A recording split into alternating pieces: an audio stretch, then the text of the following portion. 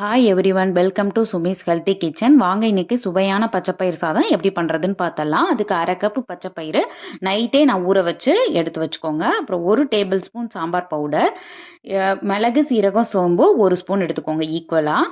அரிசி 20 நிமிஷம் ஊற வச்சு சாப்பாடு ரைஸு நார்மல் ரைஸ் தான் எடுத்துருக்கிறேன். கருவேப்பிலை, கொத்தமல்லி, பச்சை மிளகாய் எடுத்துக்கோங்க உங்களுக்கு தேவையான அளவு. சின்ன வெங்காயம் ஒரு 10 பல்லு எடுத்துக்கோங்க. பூண்டு ஒரு 3 தக்காளி 1 எடுத்துகிட்டு இது இப்போ நம்ம மிளகு சீரகம் சோம்பு மட்டும் நம்ம ஒன்றும் பாதியமாக நம்ம இடிக்கல்ல தட்டி எடுத்துக்கலாம். அதை போட்டுக்கோங்க. இந்த ஸ்மெல்லு சூப்பராக இருக்கும் பச்சைப்பயிர் சாதத்துக்கு. நீங்கள் செய்யும் போதே வீட்டில் எல்லாரும் கேட்பாங்க, நீங்கள் என்ன செய்கிறீங்க அப்படின்னு சொல்லிட்டு.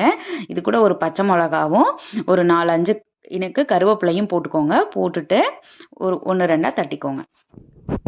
இதை தட்டிட்டு இது கூட ஒரு 3 பல்லு பூண்டையும் சேர்த்து தட்டிக்கோங்க. தட்டிட்டு இப்போ நம்ம எப்படி செய்கிறதுன்னு பார்க்கலாம். அதுக்கு ஒரு குக்கர் எடுத்து வச்சுருக்கிறேன்.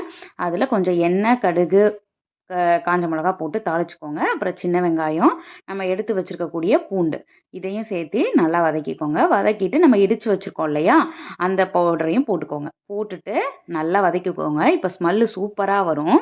இப்போ இது கூட தக்காளி, நான் ஒரு மீடியம் சைஸ் தக்காளி எடுத்திருக்கேன். அதையும் சேர்த்து நல்லா வதக்கிக்கோங்க. இது நல்லா வதங்கட்டும்.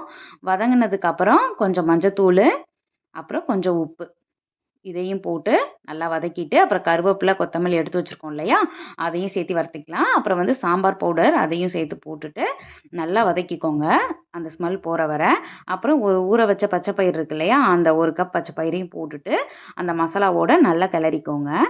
அப்புறம் நம்ம 20 நிமிஷம் நார்மல் சாப்பாட்டு ரைஸு ஊற வச்சுருக்கோம், அதையும் சேர்த்துக்கோங்க. சேர்த்து நல்லா மிக்ஸ் பண்ணிவிட்டு 1க்கு 2 டம்ளர் தண்ணி, நம்ம இப்போ பச்சைப்பயிரும் அரிசியும் சேர்த்து 1.5 எடுத்துருக்கோம். ஸோ 3 டம்ளர் தண்ணி ஊற்றிருக்கேன். இந்த தண்ணி நல்லா கொதிக்கட்டும். பாருங்கள், நல்லா கொதிச்சிருச்சு.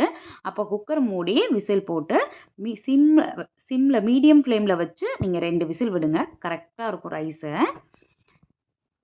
இப்போ 2 விசில் வந்துருச்சு. இப்போ 10 நிமிஷம் அப்படியே விட்டுருங்க. அதுக்கப்புறம் ஏர் ரிலீஸ் ஆகிடுச்சு. இப்போ நம்ம ஓப்பன் பண்ணி பார்த்துடலாம். பாருங்கள், சூப்பராக ரெடி ஆயிடுச்சு நம்ம பச்சைப்பயிர் சாதம்.